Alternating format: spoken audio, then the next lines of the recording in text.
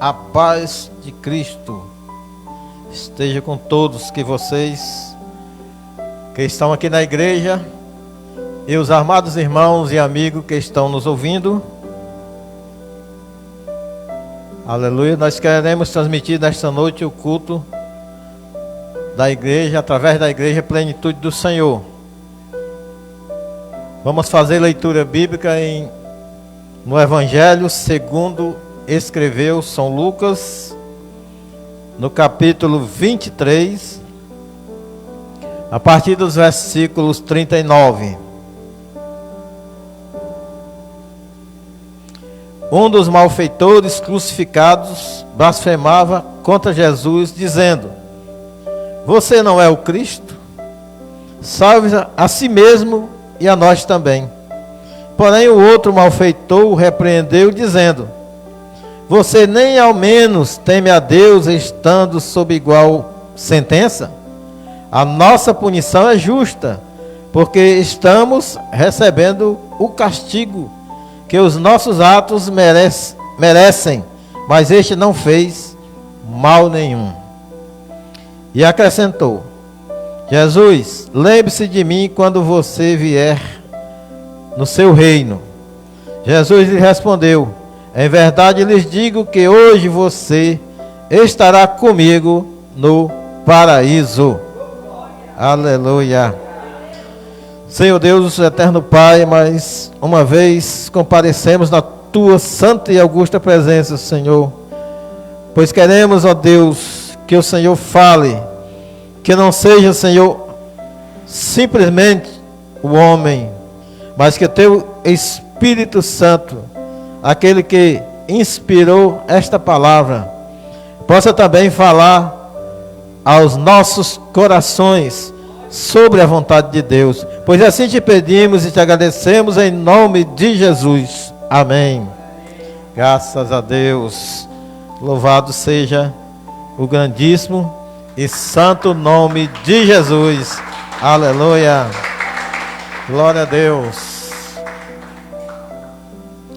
O tema da mensagem de hoje é da perspectiva da cruz de Cristo. Da perspectiva da cruz de Cristo. Para resumir mais, vamos nos ater a 2 versículos. E disse a Jesus, o correto. E disse a Jesus: Senhor, lembra-te de mim quando entrares no teu reino. E a resposta de Jesus foi: E disse-lhe Jesus: Em verdade te digo que hoje estarás comigo no paraíso. Então, meus queridos irmãos, nós queremos nesta noite destacar a visão daqueles que estavam crucificados, um à direita e outro à esquerda de Jesus, pela perspectiva da morte e da vida. Em outras palavras, qual o ponto de vista deles sobre a cruz? Qual a nossa perspectiva sobre a cruz de Cristo? Porque, irmão, um dos malfeitores reconheceu que estava na mesma condenação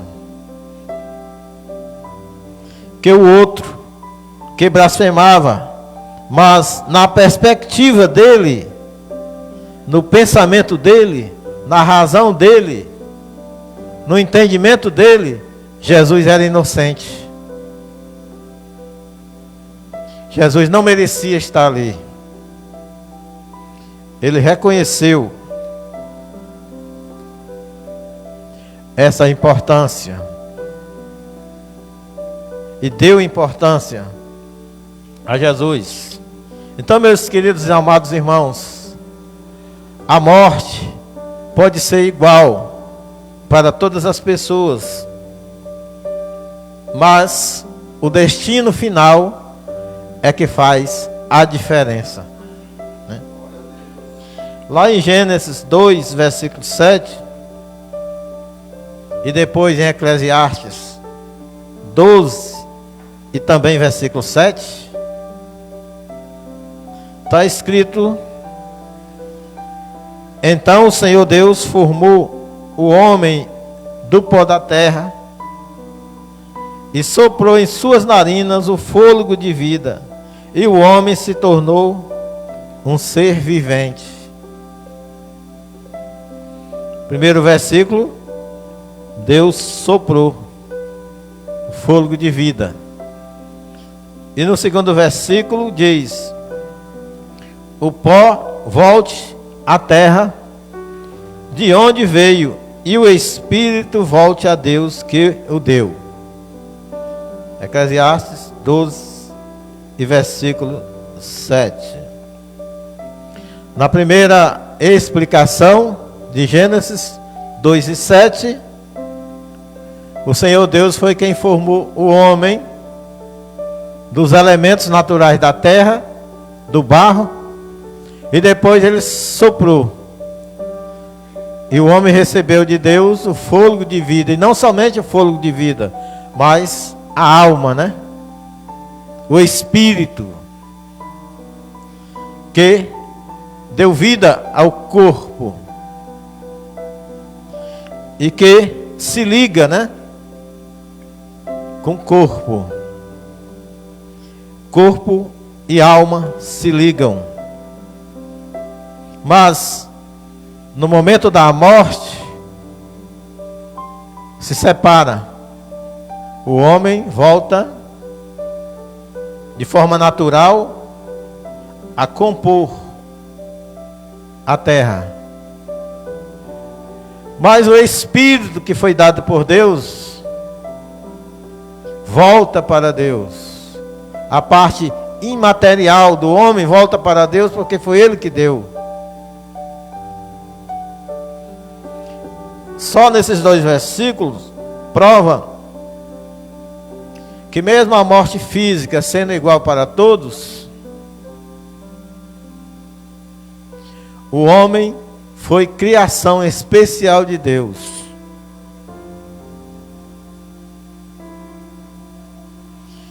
E que, sabendo disso, irmão, podemos refletir que mesmo a morte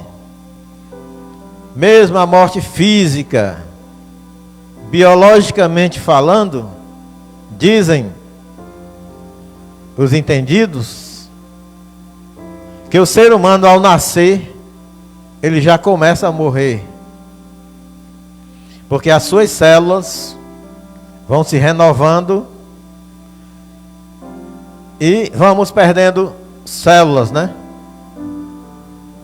Que vai, a cada vez mais nós vamos perdendo, até chegar à morte. Mas também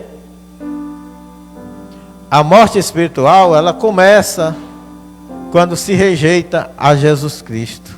Ela já começa para o homem, a morte espiritual. Aleluia. A rejeição de Jesus. Quando se rejeita a Jesus, o homem já começa a morrer espiritualmente, até que ele seja despertado pela sua fé em Deus, em Jesus, e receba a nova vida de Deus. Mas o interessante é que, ao nascer de novo, pelo Espírito, espiritualmente falando, na pessoa bendita de Jesus, através do arrependimento sincero, o próprio Cristo é quem nos introduz na vida. Aleluia.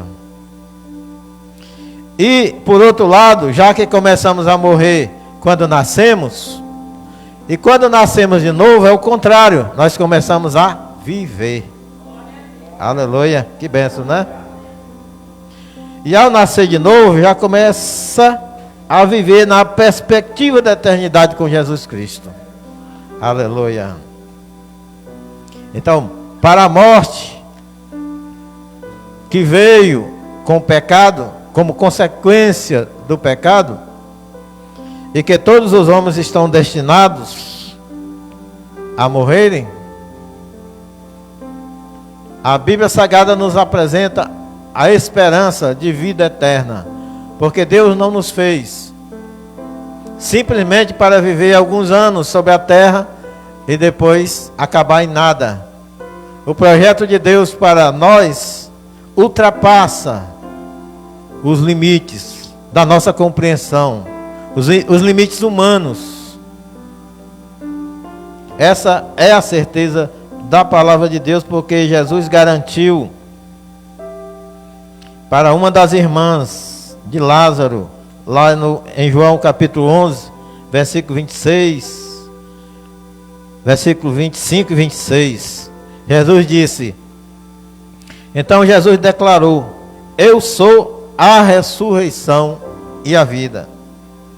Quem crê em mim, ainda que morra, viverá. E todo o que vive e crê em mim, não morrerá eternamente. Não morrerá eternamente. Aí depois Jesus pergunta: você crê nisto?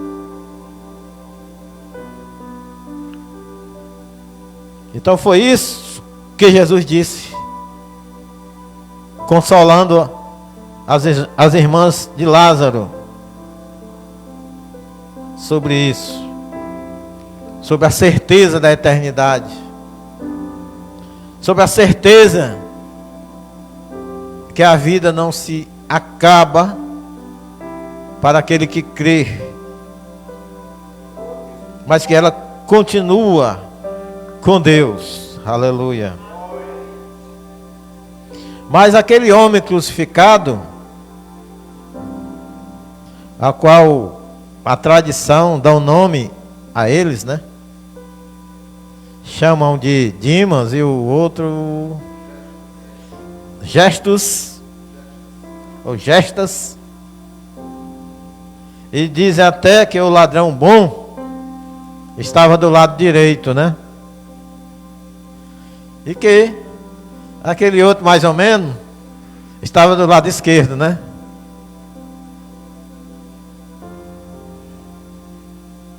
Então ele disse, aquele homem crucificado, ele teve a oportunidade de dizer, aleluia, aproveitou-se.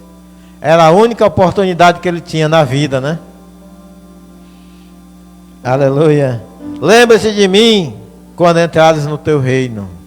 Então ele aproveitou a oportunidade, que era a última que ele tinha. E ninguém sabe como foi a vida daquelas duas pessoas que estavam na cruz ao lado de Jesus. Como foi a família deles, como eles foram criados. Porque mesmo a gente não sabendo, mas a gente sabe de nós. Cada um sabe de si, qual a sua história. Como você chegou a determinado lugar, a determinado lugar no momento da sua história, da sua vida. E se você está satisfeito ou não, se você quer mudar ou não. Mas existe esperança, né? Glória a Deus. Então, só para você perceber que a cruz de Cristo, ela pode se tornar instrumento de morte ou instrumento de vida. Depende do seu olhar, da sua perspectiva, do seu modo de ver, do seu modo de entender. Mas se você não entende ainda, está em dúvida, ouça com atenção a palavra de Deus. Leia o texto sagrado e procure alimentar sua fé com esta esperança. Louvado seja o Deus de eterna misericórdia. Então a cruz se torna instrumento de bênção ou de maldição. Depende. Depende do nosso olhar. E nós vamos ver isso através desses dois homens que estavam crucificados. É a partir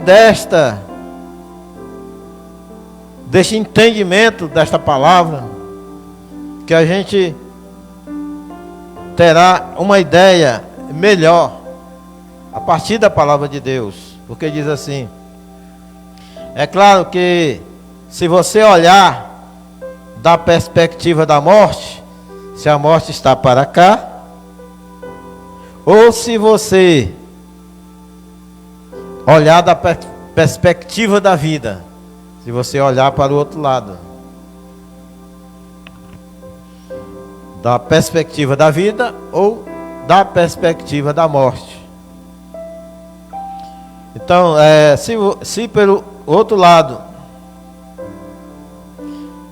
é claro que se você olhar da perspectiva da morte, verá o seu final até mesmo, e terminará a sua vida terrena sem esperança nenhuma. Quer dizer, se você olhar da perspectiva da morte, você não terá um futuro, uma esperança garantida. Sua esperança terminará ali mesmo, porque ela não será alimentada com a esperança de Jesus Cristo. Mas tem um porém: se pelo lado da vida olhares, verás o início de uma nova oportunidade que não pode ser desperdiçada, que é o viver para sempre feliz, contemplando a majestade do Filho de Deus. Aleluia, aleluia.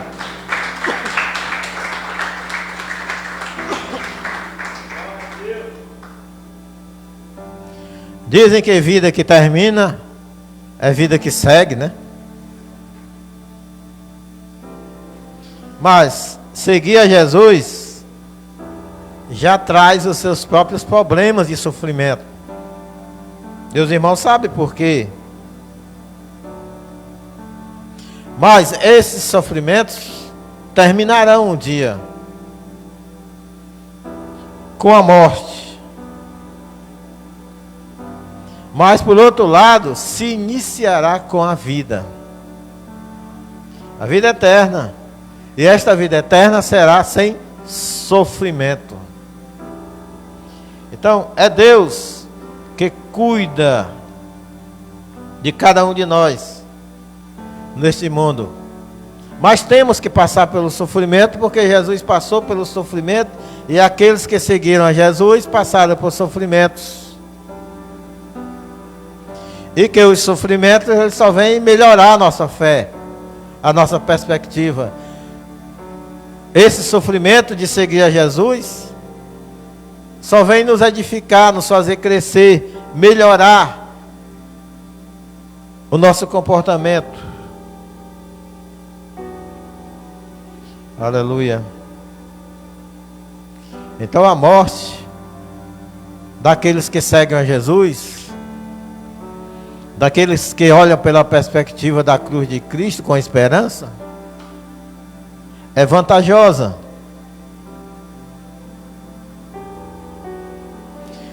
Se bem, irmãos, que podemos dizer para vocês que não adianta se sentir vazio neste mundo. Não é preciso até. Você não precisa se sentir vazio, sem esperança, já que não foi só a cruz que ficou vazio, o túmulo de Jesus ficou vazio, mas o seu coração não precisa ficar vazio. Esta a palavra que queremos transmitir para você. vazio de esperança. O nosso coração não pode ficar vazio de esperança.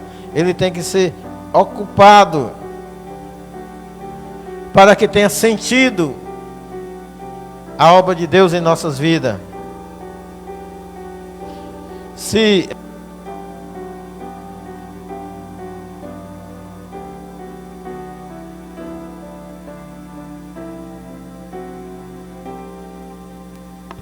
glória a Deus. O que eu estava dizendo é que se o sepulcro de Jesus ficou vazio, o sepulcro dos crentes também ficarão vazio. Amém? Com esperança acreditamos e com esperança viveu. Jesus Cristo nos deu certeza pela sua morte e também pela sua ressurreição. E também quando ele disse para aquele malfeitor: hoje estarás comigo no paraíso. As coisas concernentes à salvação sempre são para hoje e nunca para ontem, nem para o futuro. É hoje. É hoje que Cristo quer mudar tua vida. Então Jesus vai voltar. Ele vai arrebatar o seu povo. E os sepulcros de quem tiver falecido em Jesus, crendo em Jesus, vão ficar vazios. E aqueles que estiverem ainda vivos serão transformados no abrir e fechar de olhos. Pode ser, meu amado irmão, que você tenha visto a cruz de Cristo com olhares diferentes. Mas pode ser que não corresponda à totalidade do Evangelho, a certeza do Evangelho de Jesus. Então isso acontece quando você vê a cruz somente de um modo da maldição, do lado da morte. Quando você olha para a cruz e vê só morte, vê maldição, punição, dor e sofrimento, mas não vê esperança, né? Quando você olha para Jesus, quando você olha para aquele que está pregando o Evangelho e acha que não é verdade, você muitas vezes diz: mas eu não tenho certeza, porque ninguém que tenha morrido voltou para dizer. E mesmo assim, Jesus não iria deixar. Depois nós vamos ver que na parábola do rico e Lázaro, a gente vê essa condição. Mas por enquanto vamos meditar que o malfeitor ao lado de Jesus, o do lado esquerdo, não quis sofrer nem um pouquinho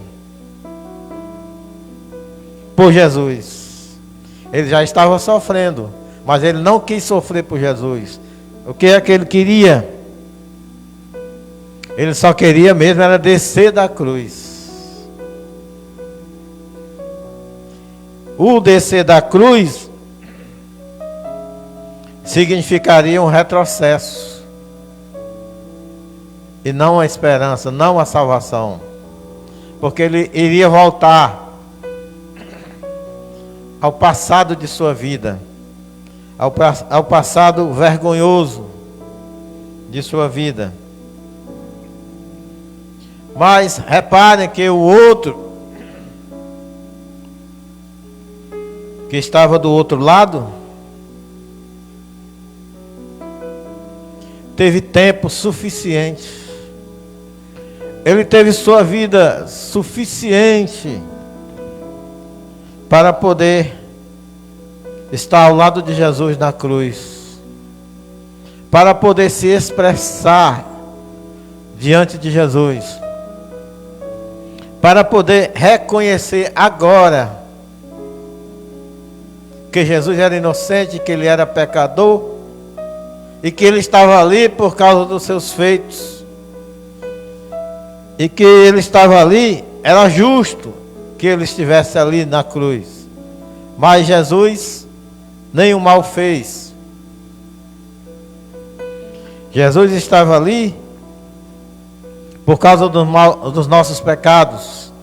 É verdade que houve uma trama para que Jesus fosse crucificado, mas essa trama envolvia a vontade de Deus, porque Cristo Jesus já tinha se entregado por nós. Ele teria realmente que morrer, mas ai daquele que estava crucificando Jesus, daqueles que estavam maltratando Jesus.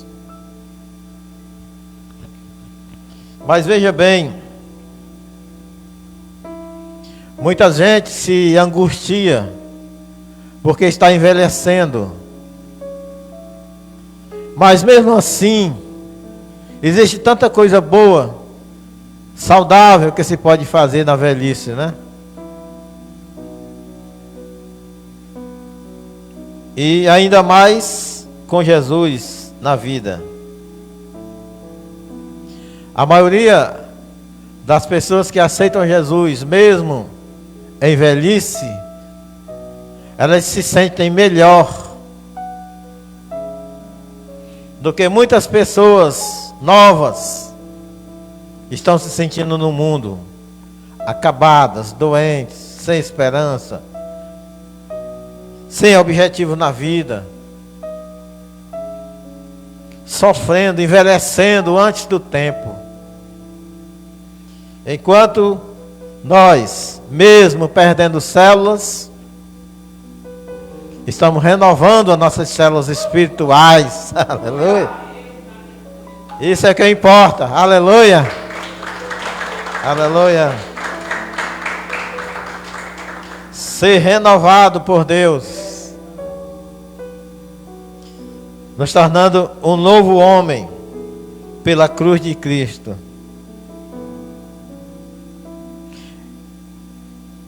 E também não adianta querer fugir da vida por causa dos sofrimentos, porque está ouvindo vozes. Ouça e medite que essa voz não é de Deus.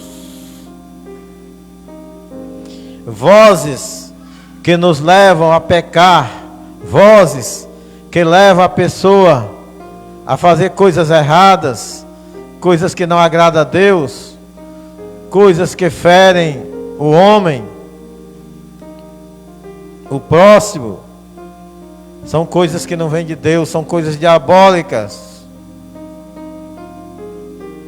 Para evitar a morte, não é o meio ideal para se evitar o sofrimento. E até seria, se depois da morte não houvesse esperança, vida. Mas Deus nos fez para a eternidade. Deus não nos fez para perecer. Deus nos fez para que vivêssemos eternamente.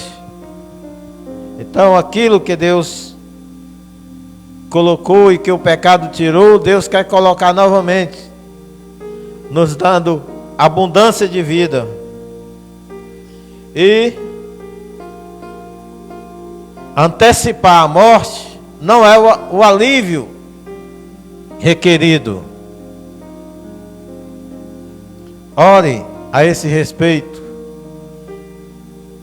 e divulgue a palavra de Deus. Procure compartilhar a salvação de Deus com aquele que está distanciado, porque poderá ser a última oportunidade dele ouvir de você que Jesus Cristo salva, que Jesus Cristo, ele veio porque ele amou o mundo de tal maneira que deu o seu único filho, o Filho unigênito, para que todo aquele que nele crê não pereça, mas tenha a vida eterna. Aleluia! Aleluia!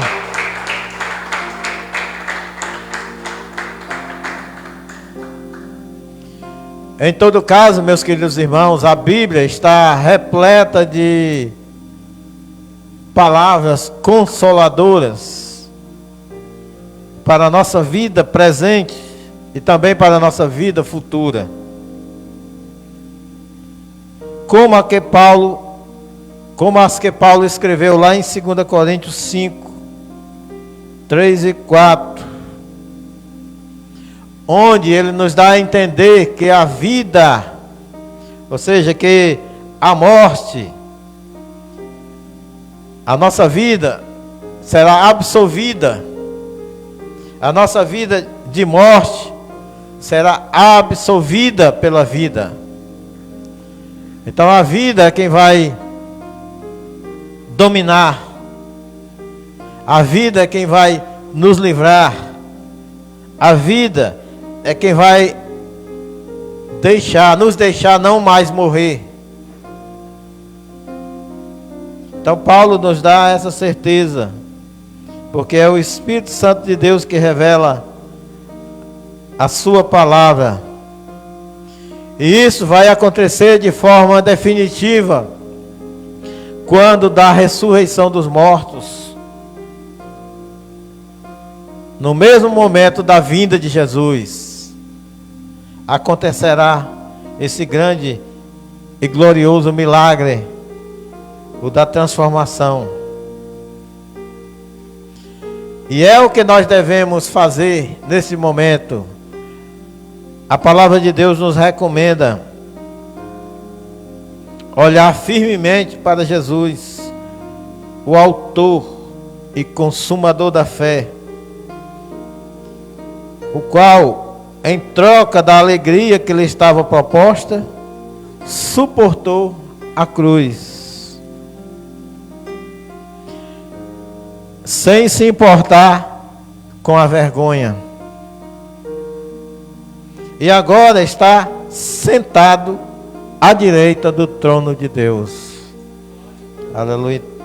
Então este exemplo de Jesus, que embora os sofrimentos trazidos pelo pecado nos afete nesta vida, porém há uma certeza que na outra vida não haverá mais esses tipos de sofrimento. E ora, amigos, só passamos por esta vida uma vez.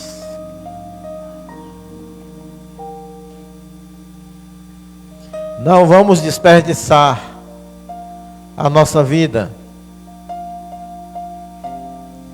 com a nossa rebeldia a Deus e a todos. Isso é o que se entende daqueles homens que estavam crucificados.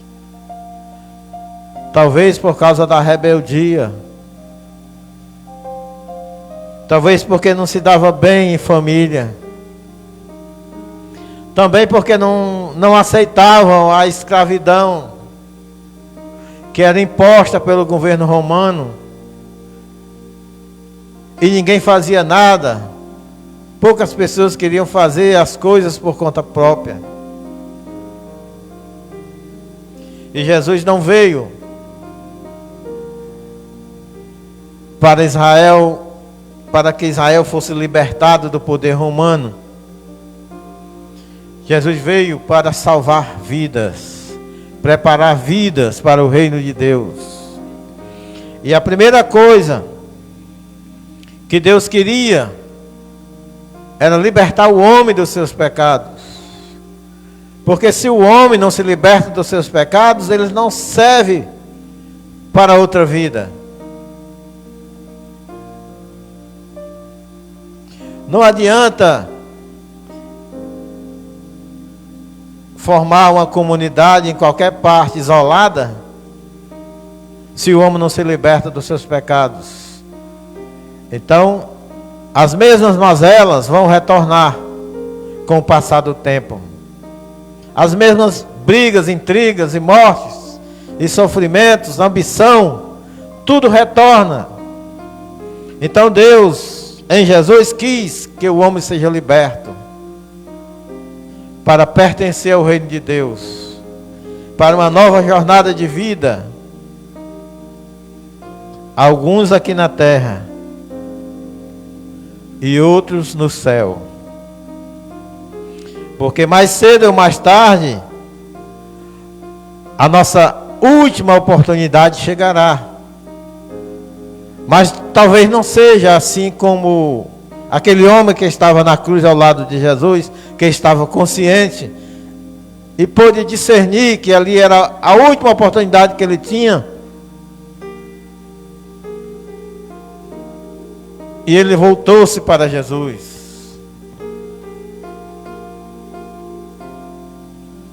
Porque realmente Jesus é o autor da salvação. A salvação pertence só a Ele. Só Ele é que tem o poder. E além do mais, nós fomos chamados para viver uma vida de amor com Deus e com o próximo.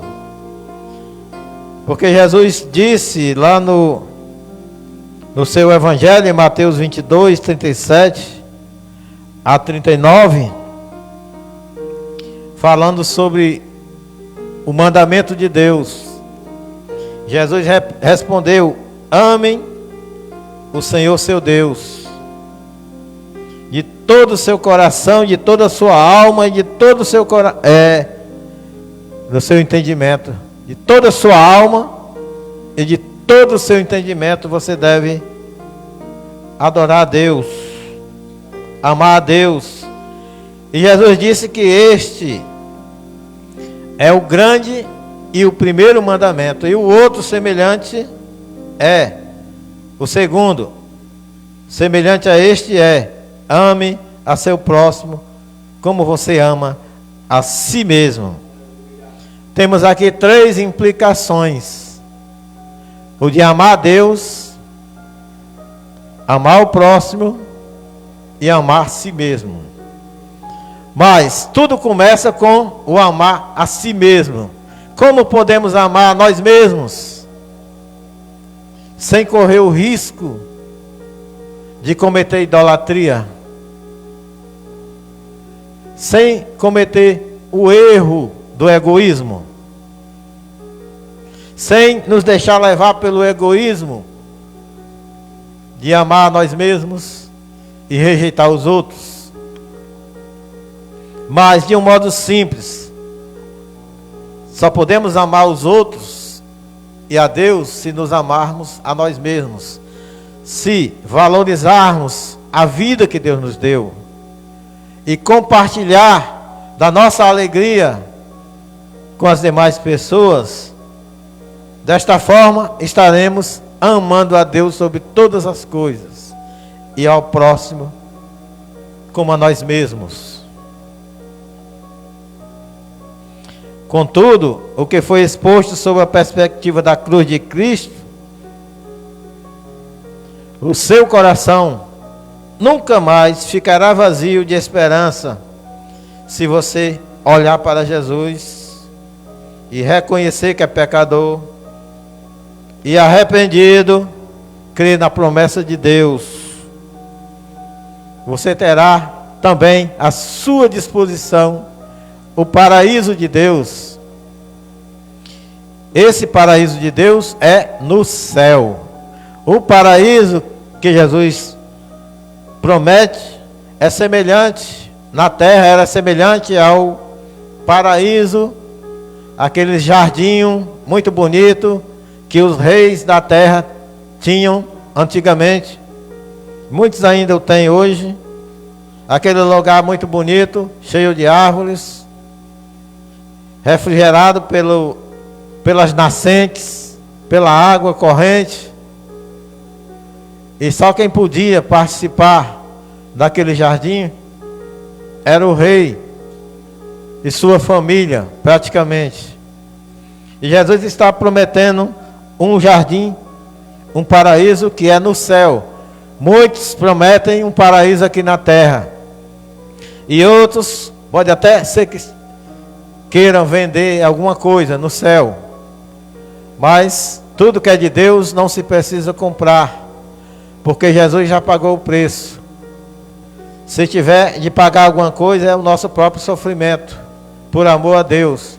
Mas nada devemos pagar por aquilo que Deus nos deu de graça. Não é para se negociar, não é para se comprar, mas para se usufruir. E você pode, como todo cristão pode, usufruir dessa bênção de Deus. E você observou no capítulo 23 que havia muitas vozes ao redor da cruz.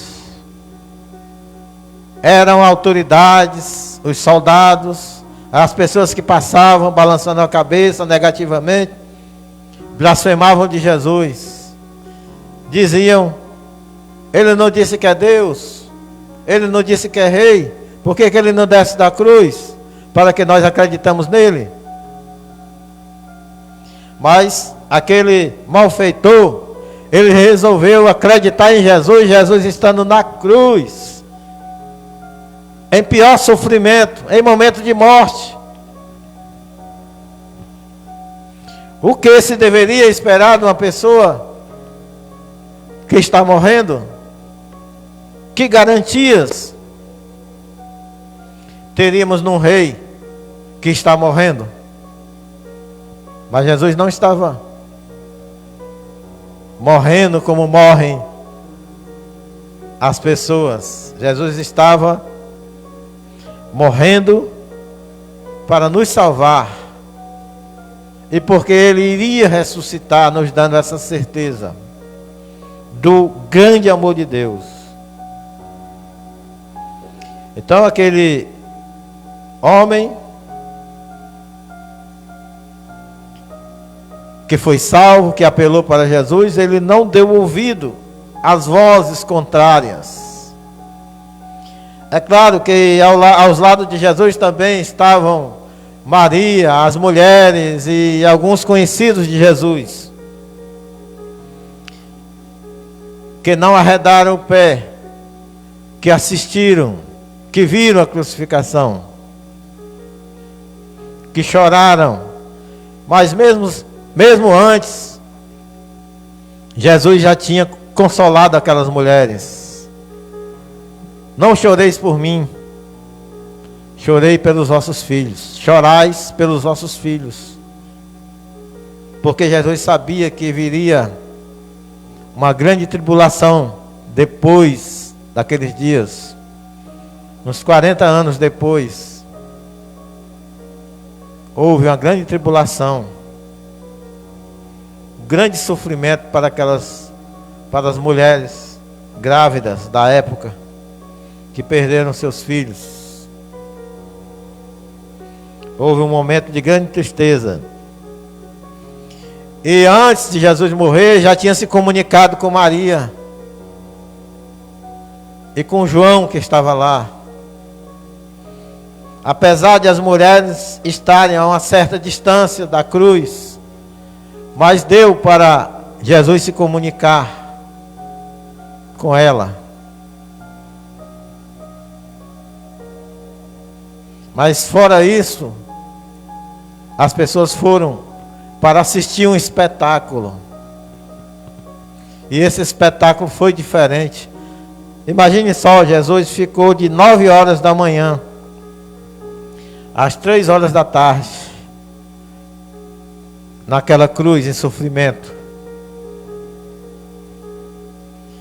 E que depois de um certo tempo, escureceu tudo ficou escuro, houve trevas. Não seria momento para refletir daquelas pessoas que estavam ali? Mas muitas, de coração endurecidos, voltaram para suas casas. Mesmo que o centurião tenha reconhecido que verdadeiramente aquele era o Filho de Deus, ninguém sabe se ele seguiu os caminhos de Jesus. E aquela multidão que saiu batendo nos peitos, se lastimando porque tinha contribuído para a morte do Salvador. Será que elas se arrependeram? Não sabemos. Mas cada um de nós sabe de si mesmo. Você está disposto a se arrepender? Você está disposto a seguir Jesus de perto, não de longe? Você está disposto a não fugir mais de Jesus? Porque os discípulos fugiram de Jesus. Mas você está disposto a seguir Jesus e não fugir de Jesus? Abraçar a causa do Mestre?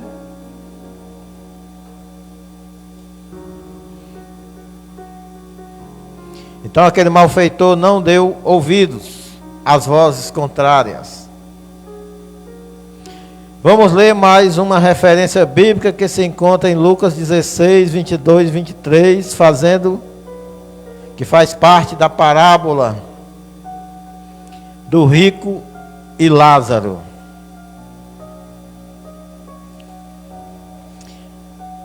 Versículo 22. E aconteceu que o mendigo morreu e foi levado pelos anjos para junto de Abraão.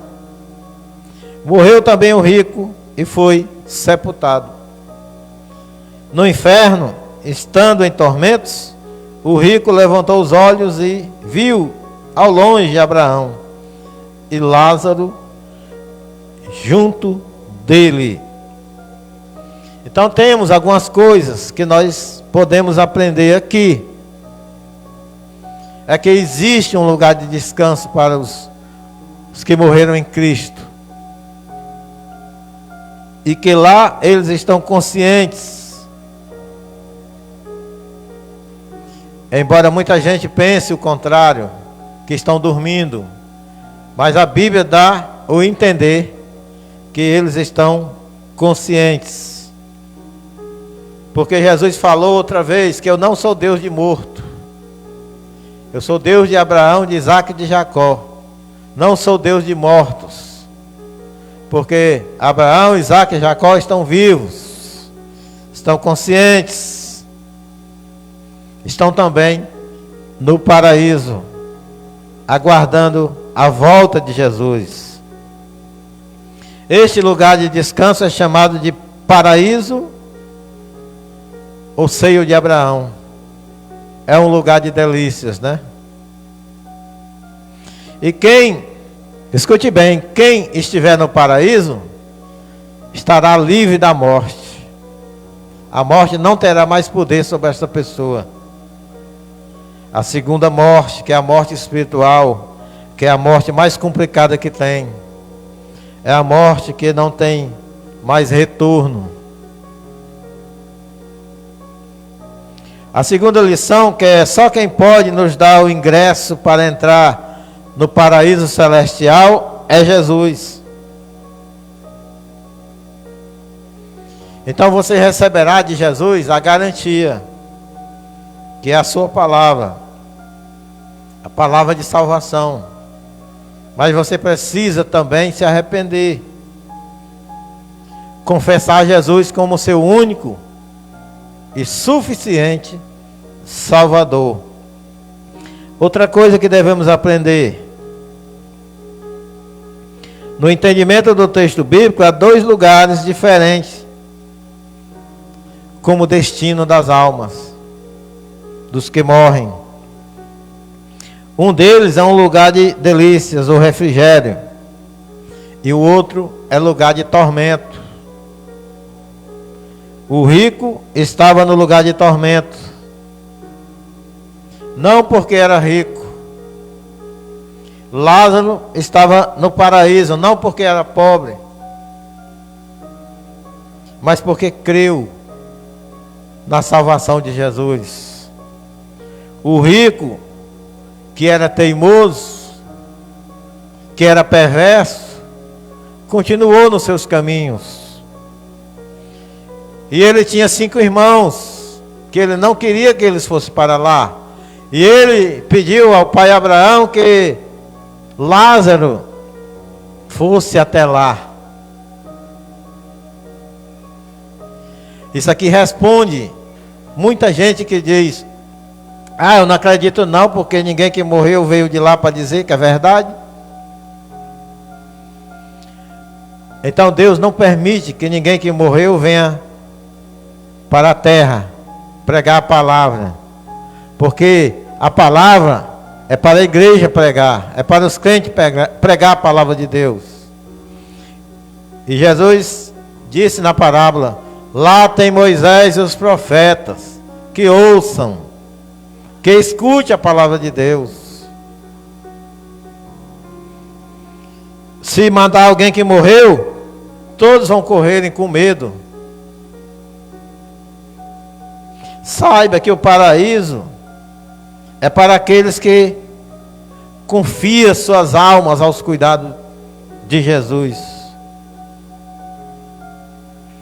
E esse, meus amados amigos, é o lado da cruz que você deve olhar. E olhar com esperança. Amém? Aleluia.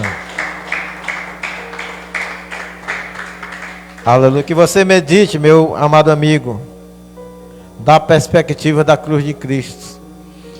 Que a partir de hoje você tenha um olhar diferente a respeito da morte de Jesus, a respeito da morte do ser humano, a respeito da esperança que há em Cristo Jesus para nos dar vida e vida com abundância. Que você aproveite mais e mais a vida que Deus te deu e coloque-se à disposição de Jesus e seja usado grandemente por Deus na transmissão desta palavra, em nome de Jesus. Amém. Graças a Deus.